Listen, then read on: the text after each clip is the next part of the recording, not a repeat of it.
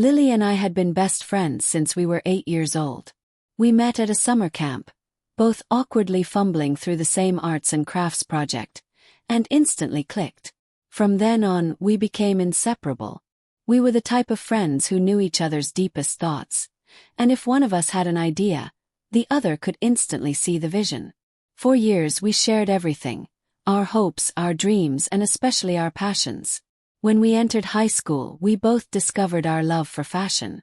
It wasn't just about clothes to us, it was about expressing our identities, making bold statements, and using design as a form of creativity. While I was drawn to the business and strategic side of things, Lily had an innate flair for design and artistry. We complemented each other perfectly. I would sketch out business ideas and concepts, and she would bring them to life with her designs. Together, we dreamed of starting a business, a fashion brand that wasn't just about making clothes but about making a statement. We wanted to combine high-end fashion with sustainable, eco-friendly practices. We believed that fashion could be beautiful, innovative, and, at the same time, responsible. We spent hours brainstorming ideas for our future brand, sketching designs, and planning out every detail. We even started a blog where we shared our ideas and thoughts on sustainable fashion trends.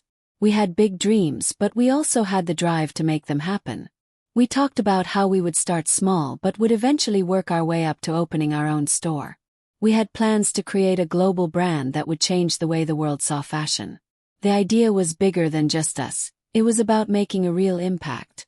When I finally gathered the courage to bring the idea to life during my final year of college, I was over the moon.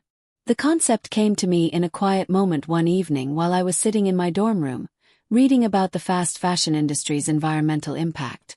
I realized that the solution was right in front of me. My passion for both fashion and sustainability came together like a puzzle piece falling into place. I immediately called Lily to share my excitement. "Lily, I've got it," I said, my voice trembling with excitement. "I'm starting the brand. It's happening, and I want you to be a part of it." She was ecstatic. We had been waiting for this moment for years, and I could hear the excitement in her voice as she immediately started coming up with ideas of her own. "We'll start by creating a line of clothing made from recycled materials. It'll be high fashion, but we'll make sure every piece is sustainable. We'll use organic cotton, recycled polyester, and even plant-based dyes. It'll be fashion with a conscience." We spent the next few days mapping out the basics. The brand name, the vision, the target audience, and more. It was thrilling. Lily was going to help with the designs, and I would take care of the logistics, finding the right manufacturers, developing the website, creating the business model, and handling marketing. We made a pact that we'd be partners in this venture, and nothing would tear us apart. We were in this together. As I worked on the business side of things, Lily dove headfirst into designing. She created beautiful sketches of clothing that were not only sustainable but also chic and modern. We researched fabrics, sourced ethical manufacturers, and developed a detailed plan for how we would launch the brand. It was going to be big, and we both felt it in our bones. Every step we took felt like we were getting closer to realizing something incredible. But as the weeks passed, I started noticing a shift in Lily's behavior. It was subtle at first. She was taking longer to respond to emails, canceling meetings, and seeming distracted during our brainstorming sessions. I brushed it off at first. After all, we were both juggling school and other commitments, and I knew Lily had her own projects going on. But as time went on, I began to feel a growing sense of unease. She seemed to be pulling away from the project, and her enthusiasm had started to fade. One day I called her, hoping to catch up on the progress we had made. "Lily, how's the design process going? I'm really excited to see what you've come up with for the launch." There was a long pause before she answered. Yeah, I've been busy with a few other things, but I'll get to it soon." I tried to hide the disappointment in my voice. "Okay, well, just let me know if you need anything. I've been doing a lot of research on marketing strategies, and I think we're ready to start planning our social media campaign." But she didn't seem interested. "Yeah, I'll check it out when I can," she said, her voice distant. "I have some other things to focus on right now."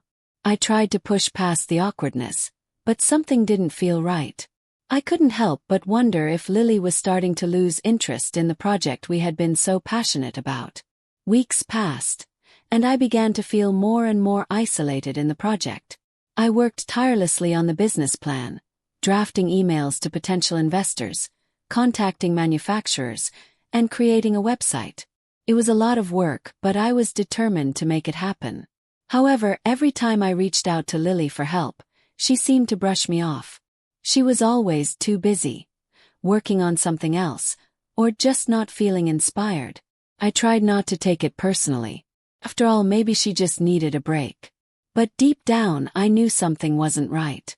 It wasn't like Lily to withdraw from something we had both dreamed about for so long. I started working on things without her, pushing forward with the business alone, though it felt like something was missing. I was doing everything that we had planned, but it wasn't the same without her by my side. Then, one afternoon, I saw something that made my heart stop. I was scrolling through Instagram when I saw a post that stopped me dead in my tracks. There, in bold letters, was the name of our brand, the name that Lily and I had come up with together. It wasn't a coincidence. The logo, the tagline, even the design of the clothing was eerily similar to everything I had pitched to her. But there was one thing that was missing: my name. The brand was hers now, completely hers. She had launched it without me, without telling me, without so much as a conversation. I felt sick to my stomach. I sat there in shock, scrolling through the photos of the collection. It wasn't just our idea, it was everything I had worked for. The designs, the website layout, even the marketing materials, they were all eerily familiar. I had trusted her with my vision, my passion, my heart, and she had stolen it from me. I immediately tried calling Lily, but she didn't answer. I was furious, hurt, and utterly betrayed. This wasn't just a business. It was the betrayal of a friendship that I had poured my heart into for years. The phone kept ringing, but Lily didn't pick up.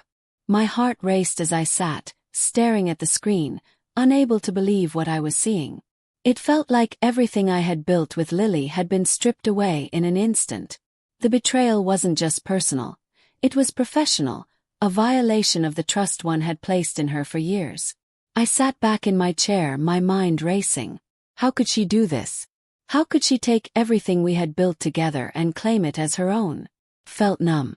The brand I had dreamt of launching with her had suddenly become her solo project. There was no mention of me, no acknowledgement of our shared vision. It was as though I had never existed in the process. I tried to rationalize it. Maybe there was some misunderstanding. Maybe she had gotten carried away, and everything would make sense when we talked. But deep down, I knew there was no excuse for what had happened. She had stolen my idea, my passion, and my hard work. She had used everything we had discussed, every late-night conversation, every sketch, every plan, and turned it into her own. I spent the next few hours pacing around my apartment, trying to make sense of everything. I had to do something. I couldn't just let this go. But what could I do? How could I confront her without completely losing my cool? I decided to send her an email. It wasn't something I wanted to do. It wasn't even something I thought would make a difference, but I needed to hear her side. I needed to know how she could justify what had happened. I spent the next half hour drafting the message, carefully choosing my words. I didn't want it to seem like an emotional outburst, but I also didn't want to hold back. Here's what I wrote. Subject: we need to talk. Lily. I've spent the past few hours processing everything, and I'm still in shock. I saw your post on Instagram, and I'm having trouble understanding what's happening. The brand we talked about, the one we dreamed about together, it looks like it's launched, but without me, without any communication from you. I don't know how you could take something that was supposed to be ours and turn it into something you're doing on your own. I don't know what to say, but I need to know why this happened. Why wasn't I involved in the decision-making process? Why didn't you talk to me before you made such a big move? I thought we were partners in this, but now it feels like everything was just a lie. I need answers, Lily. And I need to know where we stand, because right now it feels like we don't stand together anymore. Please call me when you get this. I hit send and sat back waiting. The minutes felt like hours. My heart was pounding in my chest, and my mind was racing with all the possible outcomes. Would she apologize? Would she explain herself? Or would she continue to pretend like nothing happened? After what felt like an eternity, my phone finally rang. It was Lily. I stared at the screen for a moment, unsure if I was ready to take the call. But I knew I had to. There was no other way to get the answers I needed. "Hello," I said, trying to keep my voice steady, but it trembled despite my best efforts. "Hey," Lily's voice was soft on the other end. "I saw your email." "Yeah, I'm sure you did," I replied, my frustration creeping into my voice. "I need to understand why you did this, Lily. Why didn't you tell me? Why didn't you talk to me about the brand before you went ahead and launched it?" There was a long pause on the other end. I could hear her breathing, but she didn't say anything for a while. When she finally spoke, her voice was small and unsure. "I didn't mean for it to turn out this way," she said. "I didn't think you'd mind. I thought that maybe if I got it started, you'd jump in when it was time. But I just wanted to move forward, and I didn't know how to involve you without feeling like I was holding you back." I couldn't believe what I was hearing. "You didn't know how to involve me. Lily, we were supposed to be partners. You didn't think I'd mind." "Course I mind. This was supposed to be our dream, our vision. You can't just take everything we worked on and pretend like I don't exist in it." "I know," she said, her voice breaking. "I'm sorry. I was just so excited about it and I didn't want to wait anymore. I thought I was doing what was best for us." "Best for us," I repeated incredulously. "This isn't what's best for us. You've completely gone behind my back. And now you're telling me it was for the best? Do you even understand the magnitude of what you've done?" "I do," she whispered. "And I'm sorry. I don't know how to fix it, but I want to. Please don't be mad at me." I wanted to scream, to tell her how much she had hurt me, how much this had shattered everything we had built. But instead I took a deep breath and steadied myself. "You can't just apologize and expect things to go back to normal, Lily. You took something that was mine, and now you're acting like it was all part of the plan. But it wasn't. You took my idea, my dream, and you left me out in the cold." "I didn't mean to hurt you," she said, her voice barely audible now. "I honestly didn't. I thought it would be easier this way. Well, it isn't. And now I'm left to pick up the pieces of a dream that I thought we were building together." There was another long pause. I couldn't bring myself to say anything more. Part of me wanted to hang up, to cut her out of my life for good. But there was a part of me that still cared about her, that still wanted to believe she hadn't done this on purpose. "I don't know what to do," Lily finally said. "I'm so sorry, and I'll do whatever it takes to make things right. Please don't let this end our friendship." The phone call ended, and I was left staring at the blank screen of my phone. I had expected emotions, anger, frustration, maybe even relief that I had finally spoken my truth. But instead I felt empty. It wasn't just the betrayal that had shaken me. It was the realization that everything I had worked for was suddenly in jeopardy. The trust one had placed in Lily, the friendship we had built over the years, was now hanging by a thread. I spent the rest of the evening in a daze. I couldn't focus on anything, not even the work that had been piling up on my desk. Every time I tried to write or create something, all I could think of was how Lily had taken what was mine and run with it. How had she gotten so comfortable taking credit for something we had built together? And why did she think it was okay to do so without consulting me? The next day, I went for a long walk to clear my mind. The city felt different, quieter, as if the streets themselves were reflecting the disarray I felt inside. I walked for hours, processing everything that had happened. I kept coming back to the same question. What was I going to do now? I couldn't just let her get away with it. But at the same time, I didn't want to throw away the years of friendship we had.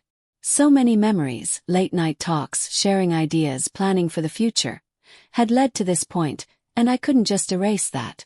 But how could I move forward with someone who had so completely disregarded my contributions? I needed time. I knew that much. And as much as I hated to admit it, I needed to step away from the situation to figure out my next move. I had to make a decision, but it wasn't going to be easy. The following days were a blur. Lily tried to reach out multiple times, sending me texts and leaving voicemails, apologizing over and over, saying she would do anything to make it right. But every time I saw her name on my phone, a knot tightened in my chest. I wasn't ready to speak to her. Not yet. Instead, I threw myself into my work. It was a distraction, but it worked. Every email, every document I drafted, every project I focused on helped me push the thoughts of Lily out of my mind. I needed to regain some sense of control, something I hadn't felt in days. The creative process, at least, was still mine. I still had my ideas, my vision, and no one could take those away from me. But as I worked, a new thought kept creeping into my mind. I had my own brand. I had my own identity. Maybe, just maybe, this was the opportunity one needed to go out on my own, to create something even bigger than what Lily and I had planned together. It wasn't the path I had envisioned, but it was a path I could forge alone. I spent the next week researching, brainstorming, and planning. I looked into what it would take to launch my own brand and how I could put my unique spin on the idea that had once been shared. It wasn't easy. I had to start from scratch, but the more I thought about it, the more it felt right. If Lily could take my dream and make it her own, then I could certainly take back what was mine and build it even better. But I still hadn't spoken to her. I hadn't had the chance to truly process her apology or the promise she had made to fix things. I knew I had to make that decision soon. Could I forgive her? Could I still work with her, knowing what she had done? Or was it time to cut ties and move forward on my own? The decision weighed on me. I had always prided myself on being loyal, especially to the people who mattered the most. But loyalty couldn't come at the cost of my dreams, could it? Few days later, Lily showed up at my door. She didn't text me beforehand, didn't give me a heads up. She just knocked, and when I opened the door, there she was, standing in front of me with tear-streaked cheeks and a look of pure desperation in her eyes. "I couldn't wait any longer," she said, her voice shaky. "I know you're upset. Hell, I know I've ruined everything. But I want to fix this. I don't want to lose you as a friend, and I don't want to lose what we've worked for. Please, let's figure this out together." I stood there for a moment, unsure of what to say. I wanted to scream, to tell her how much pain she had caused me. But part of me still wanted to believe that she could make things right.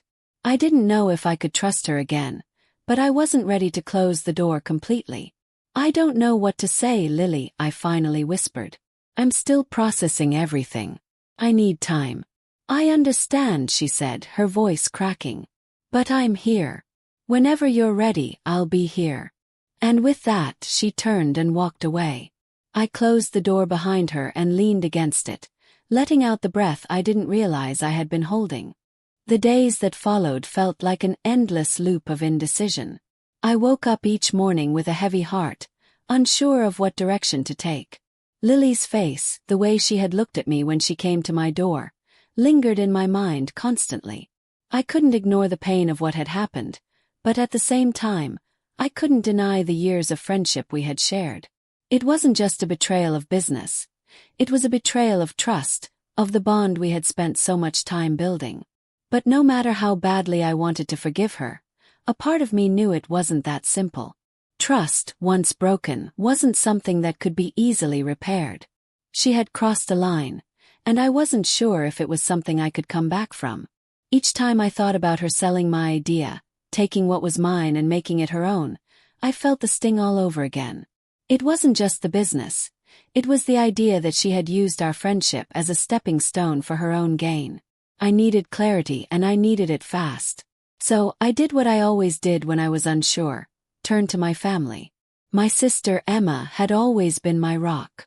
She was the one person who could help me see things from a different perspective, the one who would tell me the truth, even when I didn't want to hear it. We met for coffee one afternoon, and I immediately launched into the story. I told her everything. How Lily had taken my idea, how she had run with it without so much as consulting me, and how she had shown up at my door, begging for forgiveness. "I'm so torn, Em," I said, my voice filled with frustration. "I don't know if I can forgive her for this. It feels like she's taken everything from me, and I don't even know if I can trust her anymore." Emma listened patiently, nodding along as I spoke. When I finished, she took a sip of her coffee and leaned back in her chair, her eyes thoughtful. It's not just the business, is it? She asked quietly. It's the friendship. She's betrayed you in a way that goes beyond just taking credit for your work. She's hurt you, and that's a lot harder to fix than any business mistake. I nodded, feeling the weight of her words. She was right. It wasn't just about the idea, it was the trust, the years of vulnerability, the moments we had shared. It was the feeling that I had been there for her, supported her, and she had taken advantage of that. But I said, my voice cracking slightly. I can't just throw away everything we've built. I don't want to lose her as a friend, even though I feel so betrayed. Emma gave me a small, understanding smile. Get it. It's hard. But sometimes the people who hurt us the most are the ones we need to distance ourselves from. It doesn't mean you don't care about her, but it means you have to take care of yourself too. Her words hit me like a ton of bricks. It was true. I had spent so much time worrying about what Lily wanted, about what she needed, that I had neglected my own feelings. I had always put her first, and now, in the aftermath of everything, I had to put myself first. I don't know if I can just let it go, I said softly, my mind racing. But I can't keep pretending everything is fine. I need to figure out what's best for me. Emma nodded again, her eyes filled with compassion. Take the time you need. But don't let anyone, especially Lily, make you feel guilty for doing what's best for you. Her words were a balm to my wounded heart. For the first time in days, I felt a little lighter, a little more at peace with my emotions. I had been so consumed by the idea of losing Lily that I had forgotten to think about what I really wanted, what I truly deserved. The next few weeks were a blur of reflection and decision-making. I spent more time focusing on my own work, building my brand, and reclaiming the sense of ownership over my ideas. I knew that this was the path I was meant to take. It wasn't about revenge or holding on to bitterness. It was about taking control of my future and not allowing anyone, not even Lily, to dictate my success. But that didn't mean I was ready to completely cut ties with her. I still wanted to believe in the good parts of our friendship, the parts that had made us so close in the first place. So I decided to meet with her one last time. We met at a small cafe, the same place where we had celebrated our successes in the past. She was already sitting at a table when I arrived. Her eyes red as if she had been crying for hours. I felt a pang of sympathy, but I pushed it aside. This wasn't about her tears. It was about my future. I've thought a lot about everything, I said, sitting down across from her. And I'm not going to pretend I'm not hurt by what you did. You took my idea. You took my trust. And that's not something I can just forget. Lily nodded, her face filled with regret. No. I messed up, and I don't expect you to just forgive me. But please understand that I never meant to hurt you. I was just so afraid of failing on my own, and I thought if I could take your idea, maybe it would make everything easier. Her words were soft, filled with guilt and vulnerability, and for a moment I almost believed her. But then I reminded myself of everything that had happened. The lies, the betrayal, the way she had manipulated the situation to get what she wanted. I don't know if I can ever trust you the way I did before, I said, my voice steady but filled with sadness. But I think it's time for us to go our separate ways. At least for now. I need to focus on my own future, on my own dreams. I can't keep putting my trust in someone who isn't honest with me. Lily looked devastated, her eyes welling up with tears. I understand, she whispered. I'm so sorry, and I'll always regret what I did. I didn't know if I would ever forgive her. But I knew that this was the right decision. I had to take control of my life, my success, and my happiness. It wasn't easy, but it was necessary. As I walked away from that cafe, I felt a strange sense of calm.